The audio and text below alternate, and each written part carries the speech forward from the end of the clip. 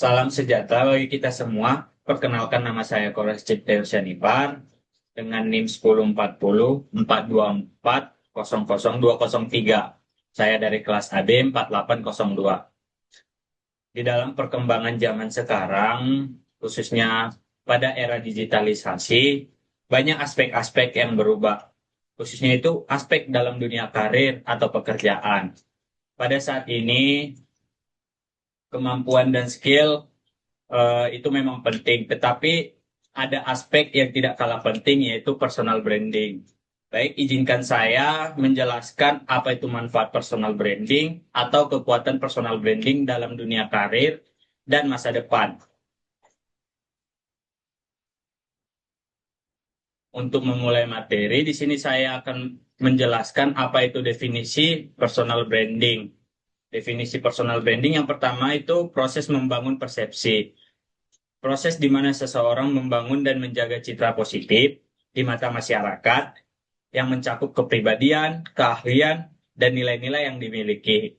Kemudian ada aktivitas mengolah citra. Eh, Kegiatan aktif untuk mengolah citra dan menentukan nilai unik yang ditampilkan kepada orang lain, sehingga menciptakan kesan yang mendalam. Terus yang terakhir ada strategi pemasaran diri, di mana personal branding juga dapat dilihat sebagai alat pemasaran diri, di mana individu menunjukkan atribut dan keunikan mereka untuk menarik perhatian dan membangun reputasi. Kemudian ada relevansi personal branding dalam dunia karir. Di sini ada terdapat beberapa hal penting yang meningkatkan atau relevansi personal branding dalam karir, yaitu yang pertama ada personal branding yang kuat dapat menarik banyak calon perekrut atau calon klien. Yang kedua itu ada personal branding yang kuat dapat memberi kesan yang baik kepada calon perekrut dan atasan. Kemudian personal branding meningkatkan kualitas kehidupan sosial dan jejaring menjadi lebih baik. Baik, di sini saya menyajikan diagram pengaruh personal branding dalam dunia kerja pada tahun 2010 sampai 2025. Kita lihat di sini bahwa 2010 itu sampai 2025 itu grafik menunjukkan terus meningkat. Jadi di sini ada beberapa riset oleh beberapa pihak seperti Harvard Business Review, The Guardian, dan MPDI menyatakan bahwa dari tahun ke tahun pengaruh personal branding dalam dunia karir semakin meningkat, terutama sejak dikenalnya platform profesional seperti LinkedIn dan portofolio online. Kemudian ada beberapa aspek penunjang personal branding dalam dunia karir. Yang pertama itu aspek penampilan fisik, di mana aspek ini mencakup bagaimana tatanan rambut kita, bagaimana kebersihan kulit kita, dan bagaimana aroma bau tubuh kita. Kemudian ada yang kemudian communication skill, di mana aspek ini menjelaskan bagaimana kemampuan komunikasi kita kepada seseorang, gimana kemampuan kita memberikan pesan dan pesan itu dapat diterima dengan baik oleh pendengar. Kemudian yang ketiga ada konsistensi personal branding, di mana aspek ini adalah bagaimana cara kita mempertahankan personal branding atau penampilan diri kita untuk dalam jangka waktu yang panjang. Kemudian ada bahasa tubuh dan etika. Bahasa tubuh di mana bagaimana cara kita membawakan tubuh kita di depan banyak orang. Dan sedangkan etika bagaimana eh, sikap atau tata krama kita di depan banyak orang.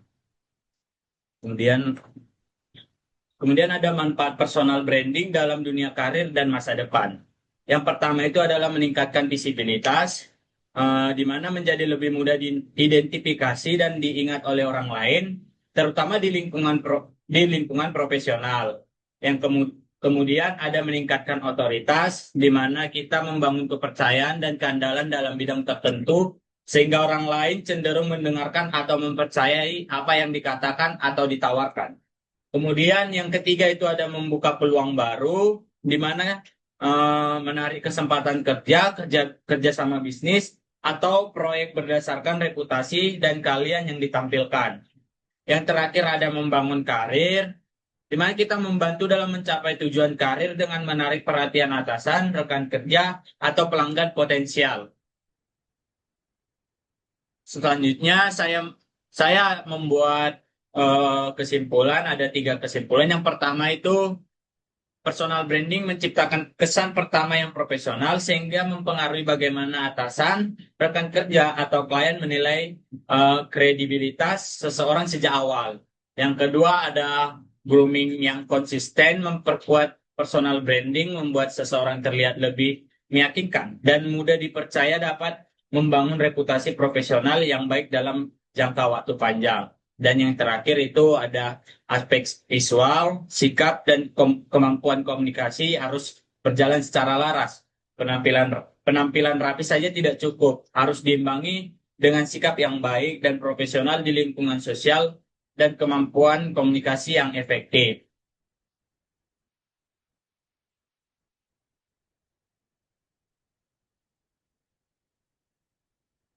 Baik, demikian presentasi saya. Jika ada penggunaan kata yang salah atau tutur kata saya yang salah, saya minta maaf. Terima kasih.